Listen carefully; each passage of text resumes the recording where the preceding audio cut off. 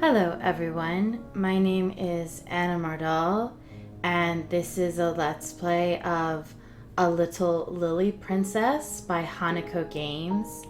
I want to apologize for going offline for as long as I did. I've actually spent the last 2.5-3 weeks wrestling with a upper respiratory infection that stole my voice and additionally made me cough every other word. So Let's Playing was right out. I got a lot of writing done, so I can't complain too much, but I do wish there was a way, and there probably is a way, and I probably just don't know it. I wish there was a way for me to put some kind of status on my YouTube channel saying where I am and why I'm not updating, because I feel bad leaving everyone hanging. But I'm back now. And so this is a Let's Play of A Little Lily Princess by Hanako Games. When we last left off, I felt like we were sort of hurtling towards bad news, but we hadn't gotten there yet. So let's just dive in today. If you are lost, if you don't know what we're doing, there's a playlist of all of my Little Lily Princess Let's Plays, and you're going to want to go back and rewatch those because you won't know what's going on. We're in week 20 at this point of this visual novel game. I barely know what's going on because I've been out sick. And I will try very hard not to cough at everyone. Okay. I also have a new microphone. I broke down and kind of invested in what I think is a good one because my other one was just kind of falling apart. So let me know how it sounds on your end. I mean, it sounds good to me whenever I ran tests, but obviously there's more to it than just whether it sounds good to me. So we are really low on sympathy, and we should probably do something about that.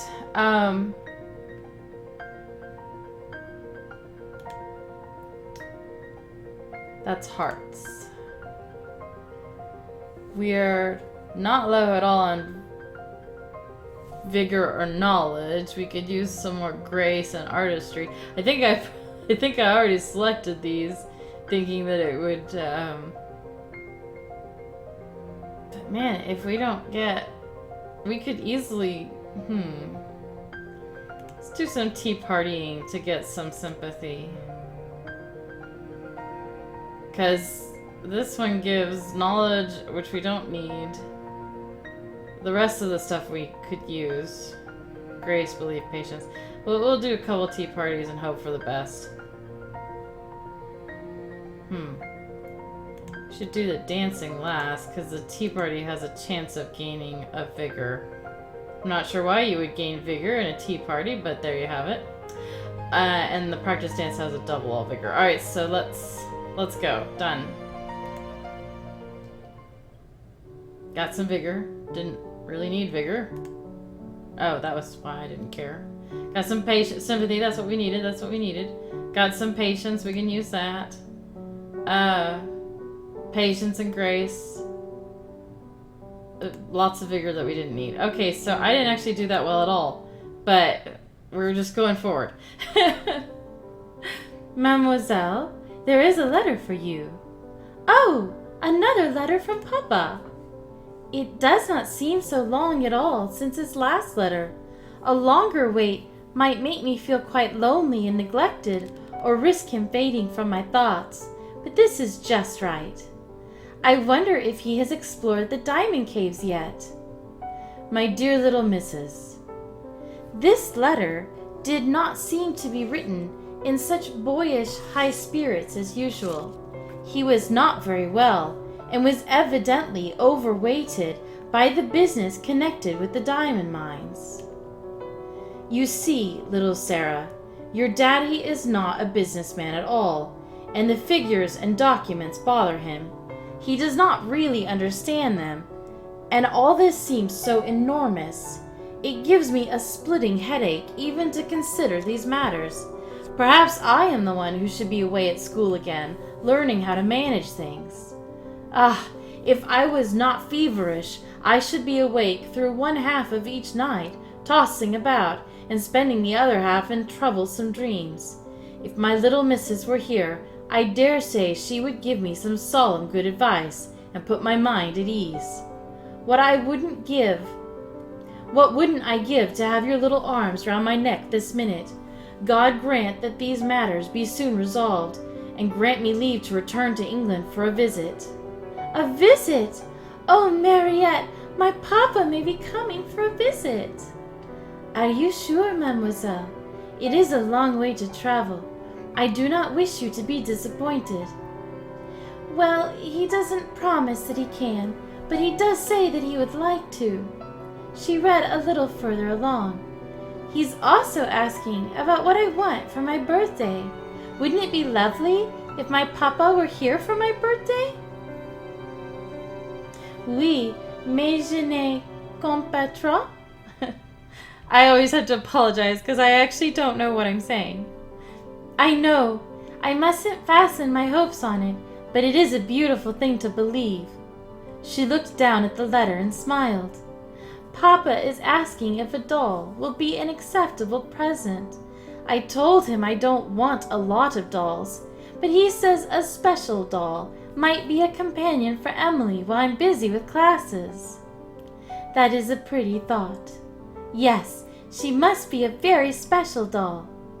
You see, I am getting very old, and by the time of my next birthday, I do not think I should be given dolls anymore. This will be my last doll. There is something solemn about that, don't you think? Of course, mademoiselle. If I could write poetry, I am sure a poem about a last doll would be very nice. But I cannot write poetry. I have tried, and it made me laugh. It did not sound like Watts or Coleridge or Shakespeare at all. Perhaps when you are completely too old for dolls, you will have more of a talent for poetry in exchange. Do you think it could work that way? I never know how I will change, even though I am different every day. Sarah sat the letter aside and knelt to address Emily. I should respect the last doll very much, but nothing could ever take your place. I hope you do not become jealous of each other and can become very good friends. I am sure they will. Okay, so I actually don't have much to spend because I've mismanaged our reserves so badly. But I wanted to spend more time with Mariette. I haven't seen her in a while, so here we go. Look at the Jessie stuff. 10 artistry and 10 belief. I'm just saying. And I think that week 22 probably means that that's the last available. Y'all pointed out that apparently Lavinia's date had a warning on it, and I just completely missed it because I was looking at other things. So it's good to know that you get a heads up. I don't think we could possibly have those things by week 22. 10 artistry, 5 sympathy, 10 belief. But we'll take some knowledge and grace. Sarah was curled up in her soft, comfortable chair with a book, while Mariette moved around the room, neatening cushions and setting items on shelves into orderly alignments. It was a book detailing life in faraway America and 4 sisters who were growing up into women. Sarah found it well written, but less exciting than the histories and fantasies she preferred. It is unfair for me to judge them too quickly. Perhaps they will have adventures when they are older. I have not had so many adventures myself yet, but I hope that I will someday. As she turned the pages, she became aware of a faint musical sound elsewhere in the room. Mariette was humming to herself. I wonder if she realizes she is doing that. Distracted from her reading, Sarah listened for a while, trying to follow the thread of the tune. Miss Minchin's select seminary aimed to create well-rounded young ladies, but Miss Minchin herself did not place so much emphasis on music, and singing masters visited only infrequently. On the streets of London, one might see performers of various sorts, fiddlers, organ grinders, sometimes even singers, although the city noise made it difficult for such to be heard. The street musicians, however, were more commonly found in parts of London through which a refined young lady passed through quickly and did not linger. Her ear, tempted by the possibility of a new source of music, Sarah asked, "What are you humming?"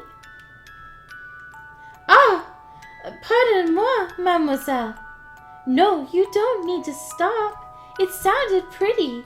I was hoping that you knew the song and could sing it to me."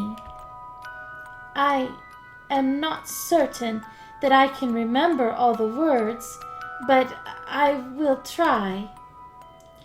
In a breathy voice, Mariette began to sing what must have been a children's nonsense song about a beautiful lady who is in fact a beautiful slice of bread living in a palace of butter.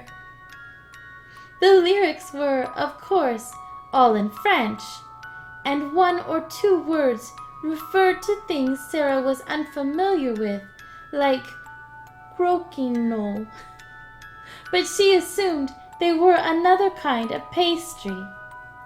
"Perhaps I should have Mariette buy some from us, if she can find them in London. There are likely to be more French bakeries here than in India." Mariette's voice trailed off amidst a pile of confections. "Ah, well, you see how it is, yes? I am sorry. It is not a proper song." Oh, she's blushing. "I think it is a darling little song. Where did you learn it?" "Oh, nowhere important." "It must be a common song in France. I wonder if it is something that my mother knew when she was a little girl." "You look sad, mademoiselle. Was my singing so terrible?" "No, not at all. It was very sweet of you to sing to me. I was thinking about my mother." "Ah, I am sorry. I did not mean to stir up painful memories." "But I don't remember her. Not at all. That is what I was thinking about." This seemed a serious subject, and so Sarah rose from her chair and stood with her hands clasped behind her as if she were giving a recitation. "I never knew my mother, so I cannot miss her. I do not know what having a mother is like. My father picked you for me because you are kind and French as she was, so I wondered for a moment if he meant for you to be a kind of mother to me as I am to Lottie. I could pretend it was so, if it pleased you, or if it pleased my papa, but it does not seem right, somehow. You are not my mother. You are Mariette, and that is something all its own." Mariette covered her smile with her hand. "You are filled with thoughts, ma petite princesse. You do not need to worry. I do not wish to be your mother." Sarah nodded quite seriously. "That is good. I would not wish to disappoint her. I am sure she comes out from heaven sometimes to watch over me. It might make her sad if she thought she had been replaced, especially when I cannot see her or speak with her to explain." "Would you like to see her?" "What? But how?" "Come here." Mariette drew Sarah close in front of her. "Close your eyes." Blind, Sarah allowed herself to be guided by Mariette's hands. She was not afraid. She knew Mariette would take care of her. "Now turn and look." Sarah opened her eyes to be faced with the full-length mirror that always stood in her room. There is your mother. Do you see? Your mother, your father, they made you. They are always inside you.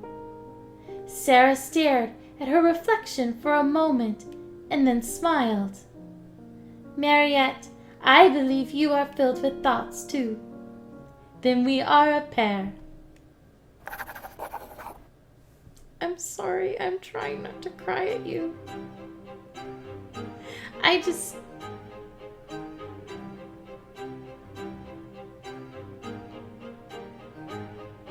I'm sorry. I like Mariette a lot. And I like Sarah. I like them both so much. They're both so sweet and thoughtful. They think a lot. Like she said, they're full of thoughts. Okay. Now we get to be with Miss Minchin again. Yay! Stay together now, girls. Keep in line. It was Sunday, and the girls of Miss Minchin's Select Seminary walked together on their way back from services. The air was warm, and the foggy veil of London thin enough for sunlight to pass through. It seemed a day designed to inspire rest and relaxation. In that indolent atmosphere, only Sarah heard the fruitless cough of the beggar child. She could not have said whether it was the same child as before, nor did she take the time to consider the likelihood of such. She moved without thinking, her coin purse in hand. Here is a sixpence. Go and buy yourself some fruit and something to drink. After passing on her bounty, Sarah returned to the formation of schoolgirls, fully expecting to be scolded by Miss Minchin. Such was not to be. Did you all see that, girls? Sarah has given you a very fine example of Christian generosity and kindness. We all know the importance of these virtues, but we often find it difficult to put them into practice in our daily lives. That's our Sarah. Yes, our marvelous little princess. How strange. Have I changed so much in the months that I have been here? Or has Miss Minchin? Or could it be that we are both exactly as we were, and something else has changed instead? Probably that one, actually. Okay, so if we wanted to make this Jessie one, we need... It was artistry and grace, I think, and that's gonna be a problem. Well, there's practice dance. And there was something else. I thought it was belief.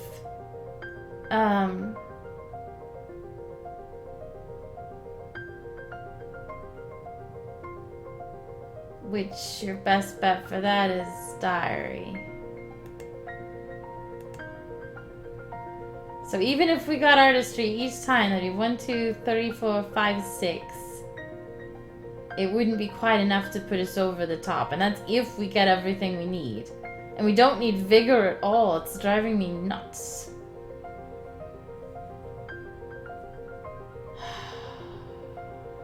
This is hard.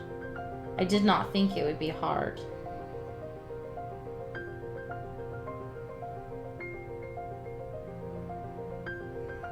Well, we'll just go for it. Okay, that's faith and patience. We needed that. Or sympathy. Okay, got some artistry. Good, good. Artistry. Shit. God darn it. Sorry. Oh, please, artistry, please, artistry. Gosh darn it! That was exactly all the things we didn't need. Well, when we go through for realsy, I'm just gonna have to save scum a little bit. That's just how it is. Thank you for having me to tea, Sarah. You know you are always welcome. Yes, but I still appreciate it. I don't think I should stop thanking you when you do nice things, just because you've done them before, and I've thanked you before. Oh, I love her so much. You are very sweet. Sarah looked down at her tea. The sugar had already completely dissolved into the hot water. Its sweetness was not something that could be seen. Ermengarde, do you know why Miss Minchin treats me differently? She does? I feel that she praises me every day, whether it's for being quick to finish my lessons or having something so small as having an amiable smile. But you have a lovely smile, and you are very clever at your books, more than anyone. Everything she says is true. I must believe that if you say it is so, but I don't feel that I am any more clever or amiable than I was some months ago, and I do not think she liked me so much then. Maybe it took Miss Minchin a while to realize just how wonderful you are. Some people aren't as quick at understanding things as you are. Sarah sighed to herself and took a sip of her tea. A lot of nice accidents have happened to me. It just happened that I always liked lessons and books and could remember things when I learned them. It just happened that I was born with a father who was beautiful and nice and clever and could give me everything I liked. Perhaps I have not really a good temper at all. If you have everything you want and everyone is kind to you, how can you help but be good-tempered? I don't know how I shall ever find out whether I really am a nice child or a horrid one. Oh my gosh, I understand that feeling. I have it about myself a lot, actually. Perhaps I'm a hideous child, and no one will ever know, just because I have never had any trials. Lavinia has no trials, and she is horrid enough. Sarah rubbed the end of her nose reflexively as she thought the matter over. Well, perhaps that is because Lavinia is growing. Aren't we all growing? Lavinia is one of the eldest.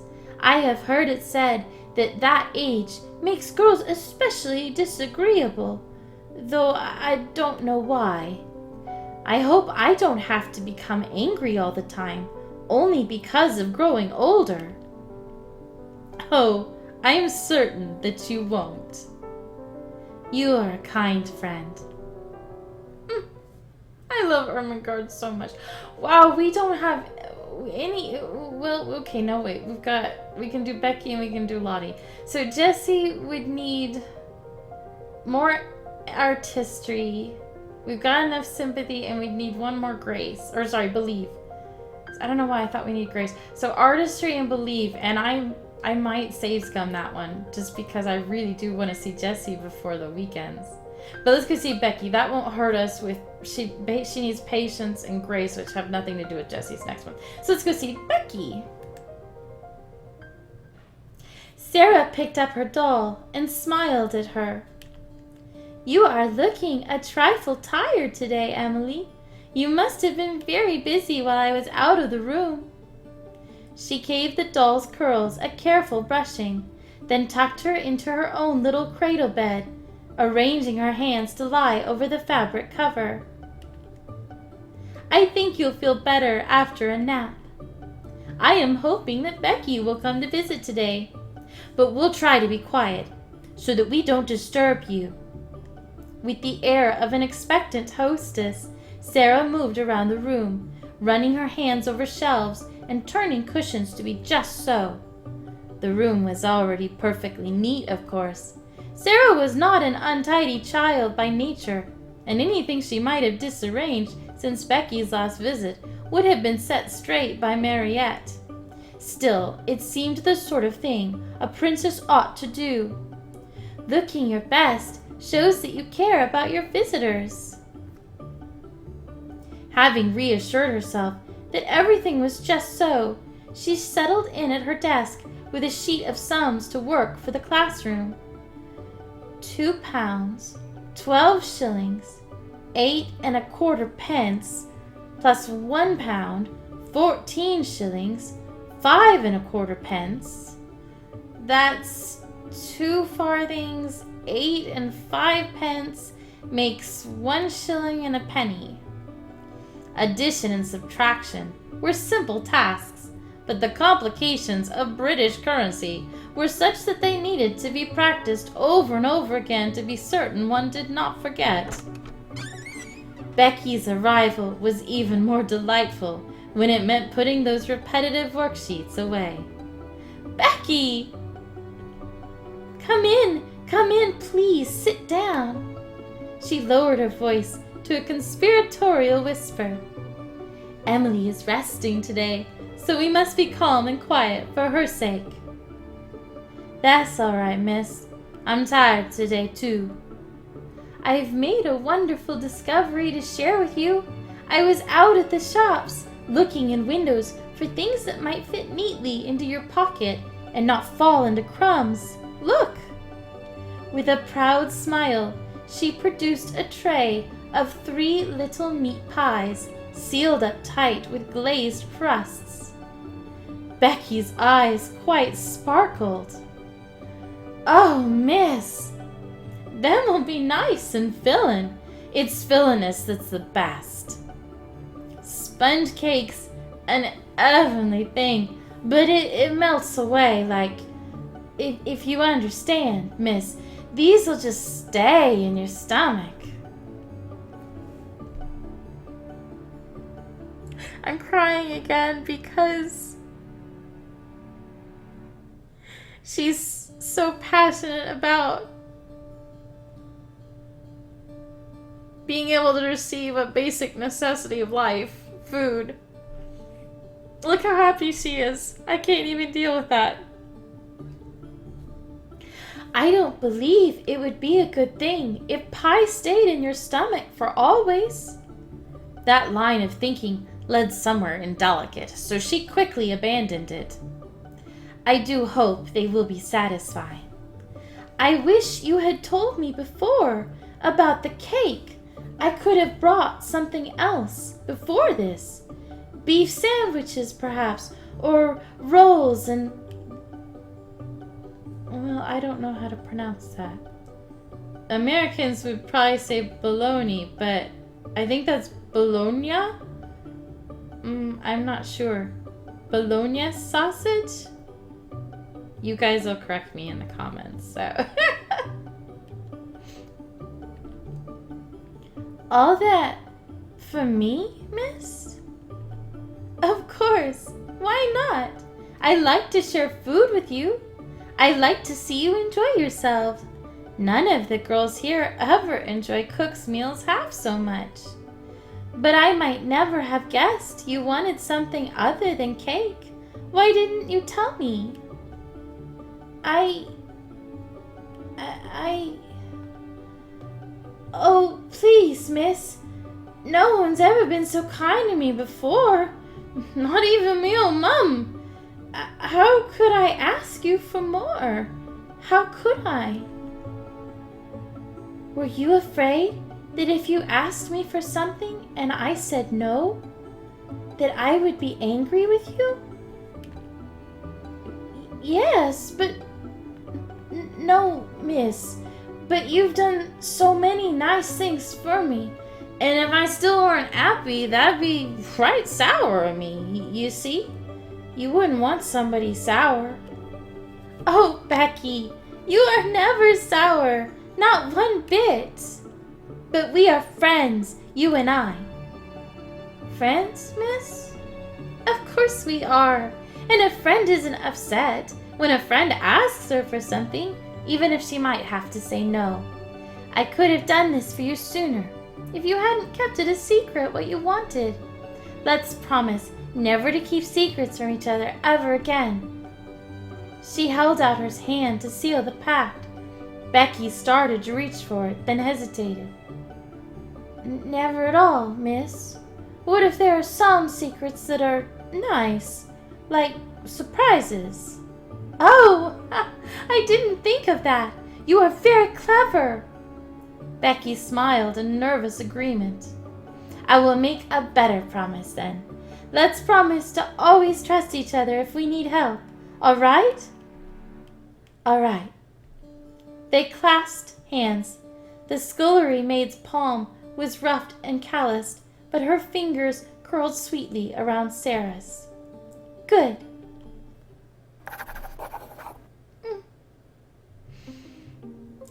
I'm trying not to cry. I cry too easily, I'm sorry. "Now, Lottie, hold on to my hands. Will you pick me up?" "Not like that.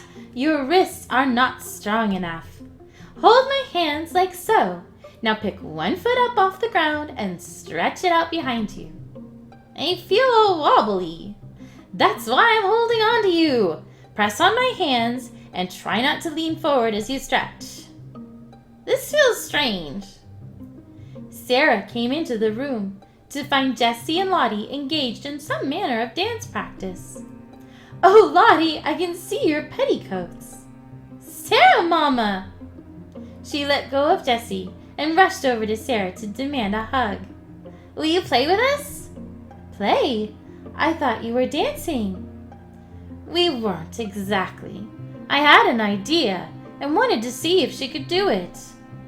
"But I would be happy to dance with you, Sarah, if you would like it." Ah! I love Jessie so much. "Where is Lavinia? I would have expected her to be with you." "Lavinia has not been herself lately."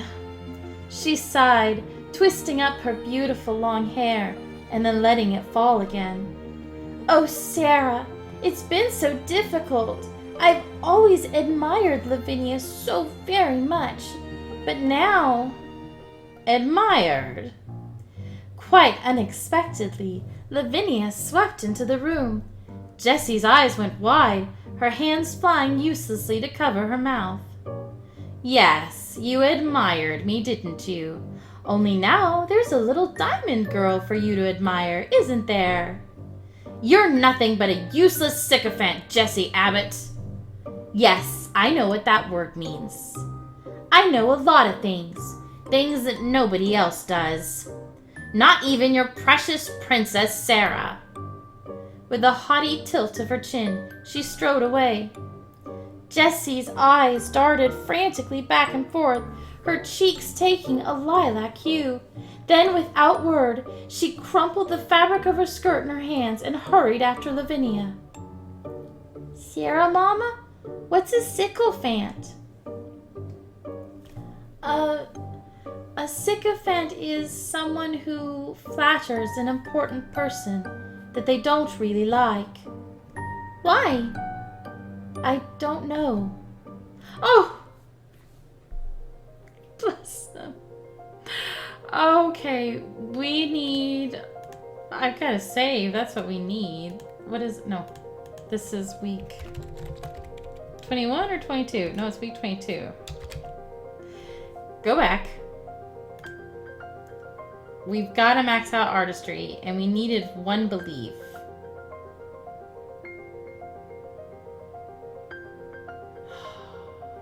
Fudge. 1, 2, 3, 4, 5, 6.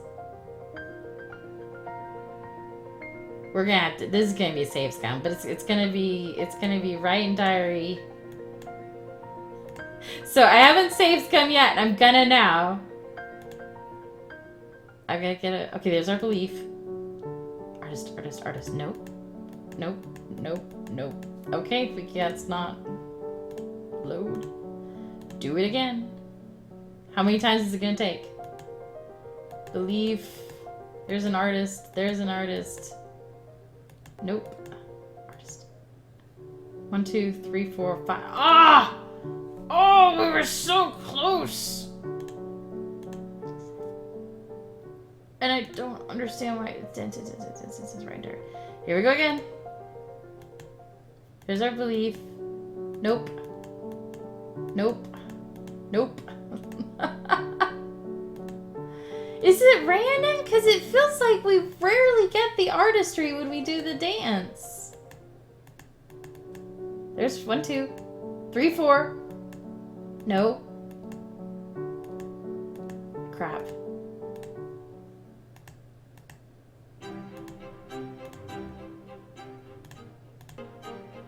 This is really interesting for you guys, I'm sure.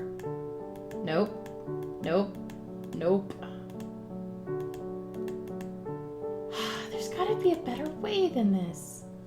What gives artistry? Dance? Gain? Artistry equal to half artistry.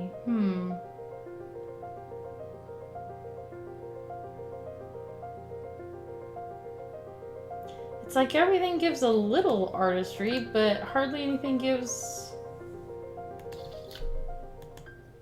belief. That's 2 artistry. Come on. No. No.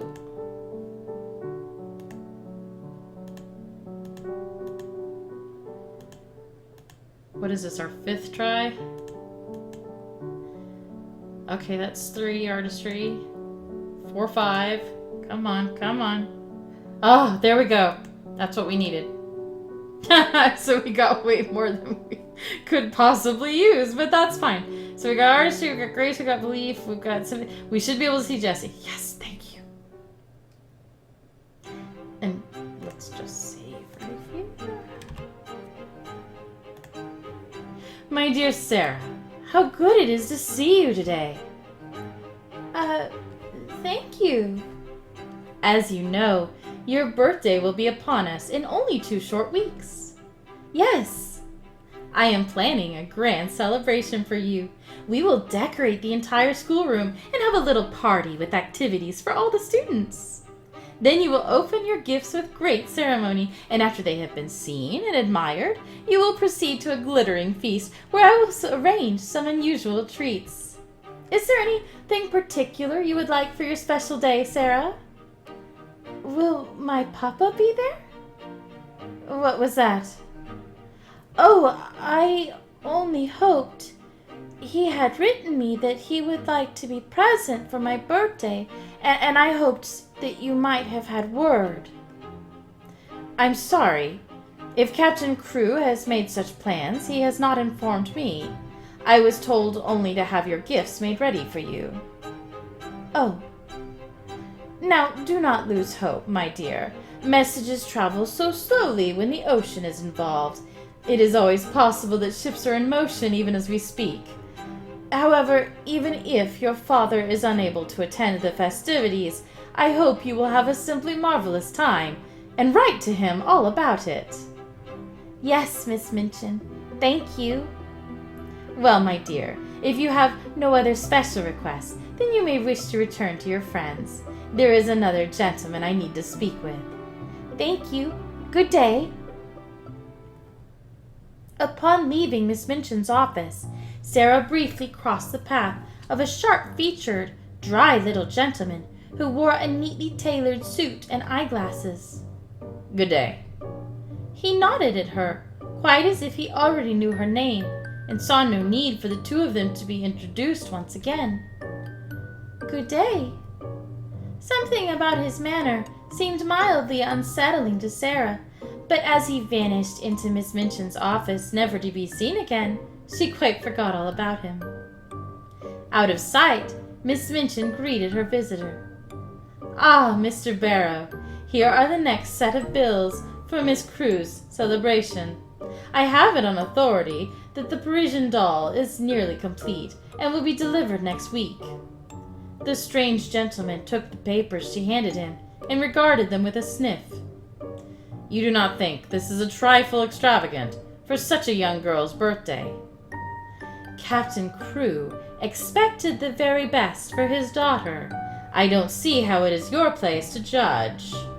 He ordered that your firm would pay all expenses, did he not? Yes, yes. You are very fond of the girl, then? She is my most important pupil. I see. Very well.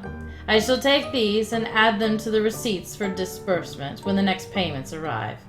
Good day to you, Miss Minchin. And now we can see Jessie. And then I'm probably going to pause because my voice is still a little tender. Sarah! Jessie caught Sarah's hands in hers and spun the two of them around in a circle. Sarah, Sarah, Sarah! Yes, I'm here. Jessie let go, giggling, and Sarah managed to catch her breath. What has put you in such a cheerful mood? Can't I simply be happy to see you? You see me every day. Not alone, not always. Will you come to my room with me? All right. Jessie led the way upstairs, looking this way and that, as if she were afraid of being noticed. Has she been fighting with Lavinia? I thought she was trying to talk to her more, not avoid her. Inside her bedroom, Jessie closed the door with a sigh of relief. Is everything all right? Of course it is. I'm just being silly. I usually am. Sarah, do you remember how we talked about traveling once? Now that your papa has the diamond mines, you're going to be ridiculously rich. You could do anything you wanted. You could go around the whole world, visiting palaces and operas and museums, even jungles and mountains if you liked. Think of it, France, Russia, America, perhaps even the exotic lands of the East. I suppose right now the place I most want to go back to is India, to see my papa. Yes, but after that. You said yourself it would be a waste to spend your life seeing so little of the world. You could go to all sorts of places and still return to visit him between trips. You could bring him gifts from all around the world and stories that you learned from faraway lands. Wouldn't that be nice?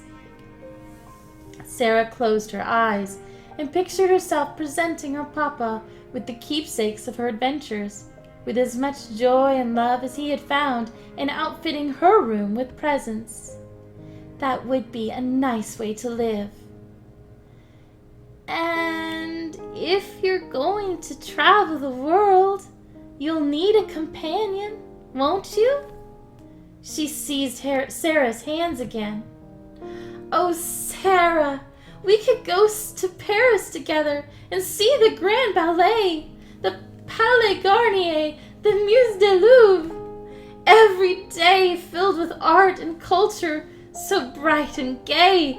Wouldn't it be beautiful? Sometimes it seems as if beauty is all Jessie cares about. I thought you wanted to come out at a London ball to dance and dazzle a rich suitor. Jessie's cheeks turned a delicate pink, and she made no immediate answer. When she spoke again, her tone had turned hesitant. Can't I tell more than one pretty story? You do. Now it was Sarah's turn to flush. Oh, of course you can. I did not mean to spoil your pretending. You will have to make it up to me by pretending even harder for the both of us. Come here, step up on this stool. All right, now close your eyes. Sarah let her eyes shut. Immediately in that darkness, a sense of vulnerability arose. I worry about my balance if I can't see. I won't let you fall. Do you trust me? Yes. Jessie's hands came to rest on Sarah's waist, guiding and steadying her. Her touch summoned memories of dance classes. Sarah was shorter and lighter than other girls her age, and had at times been called upon to help demonstrate leaps and lifts. It was familiar, comfortable, and Sarah allowed herself to relax. Imagine that you are the figurehead on the prow of a merchant ship. You're a young queen, or an angel, or a goddess. Your hair and your gown sweep back like wings as the ship sails on. You're a lucky charm. You're the brave defender of all the people on board. Shara shifted position slightly, imagining herself tossed by the waves and blown by the wind as she rushed forward into the ocean. You can go anywhere, see anything. You carry soldiers and princes on expeditions, smuggle pirate treasure, or bring mothers home to their families.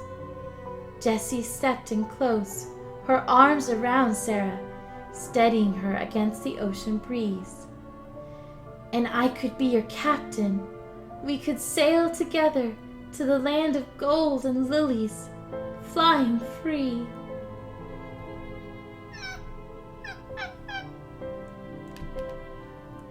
Can you see it, Sarah? Yes, I can see it. I thought you would. When you look at the world, Sarah, you see something beautiful, full of crystal caverns and mermaid palaces. It's magical. It's like you can almost make it real. Jessie's arms tightened around Sarah. She leaned her face against her back and sighed gently. That's what I want to live. That's what I want. To live a beautiful life. It is a nice dream, but it seems strange that she's sharing it with me and not Lavinia. They were best friends before the diamond mines. No, baby, it's not strange at all. You're actually nice to her. We're very nice to her, and Lavinia is mean to her and puts her down, and this makes sense. Be in love, please. I'm sorry. I ship Sarah and Jessie really hard because I just adore Jessie, and I get a lot of queer vibes from her because I'm queer, and I adore her so much. I don't want to believe that Jessie is like Miss Minchin. We were becoming friends already. She is different because Lavinia is different. That is all. Will you tell me a story about the sea, Sarah? All right, but first I should open my eyes and step down. Jessie giggled, as if she had quite forgotten that she was holding Sarah in position. Oh, all right then.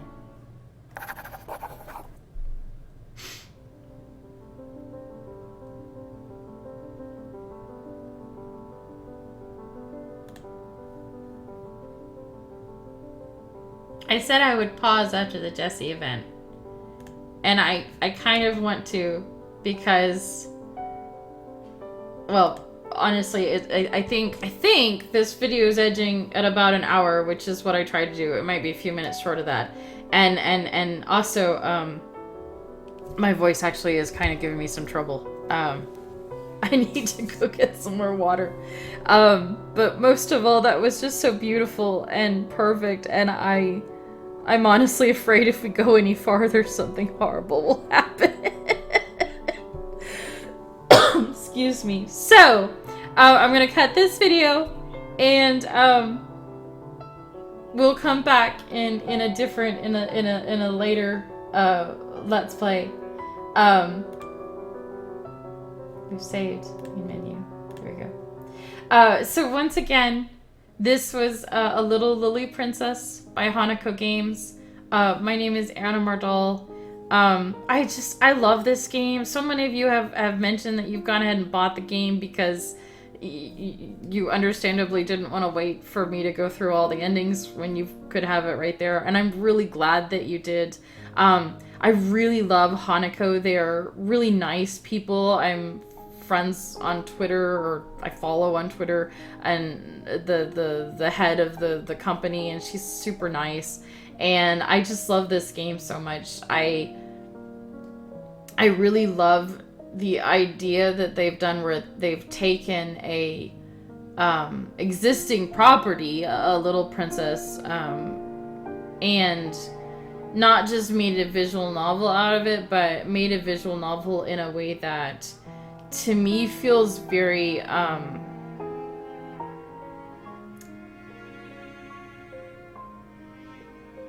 it's got these elements of modern understanding. You have these conversations with Jessie about what she can expect from marriage, and you know, my heart just goes out to her so much, because you've got this girl that's come from this poor family and she's pretty, so her family has invested for her to go to this school to become even prettier and more skilled at dancing and conversation, in the hopes that she can basically social jump for her family and make a good match and send money back home.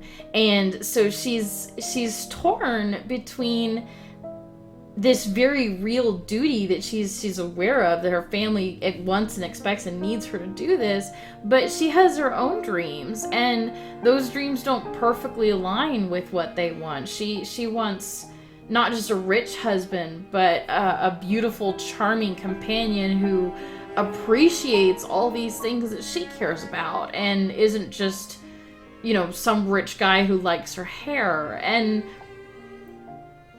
I have so many feels about that conflict in her heart and soul of wanting to do the right thing by her family, but also wanting to do the right thing for herself. And I really do read her as falling in love with Sarah. I mean, they're young, so it's a young kind of love. It's impulsive and impetuous and maybe not well thought out, and I don't know if it would last, but it feels very real to me. And I have so much sympathy for her. And I just love that this has been done this way in this visual novel, that we can have a visual novel that has complicated aspects of feminism and self-determination and queer attraction in a little princess retelling. How awesome is that? I think that's awesome. So anyway, thank you for listening along. Bless you. For all my subscribers, y'all are the best. Thank you for the nice comments. I always love those. I try to read all of them. I know I missed some because of the way YouTube feeds them out, but I do try to read all of them when they come in. I really appreciate them, and you for making them. So I will see you in the next video. Hopefully my voice will be a little bit back to normal. I know I've got the sultry lower register right now, and that's a lingering vestige of my cold, but hopefully it'll pass soon. And thank you so much for watching and listening. You guys have just the best possible day. I'll see you in the next video. Bye bye.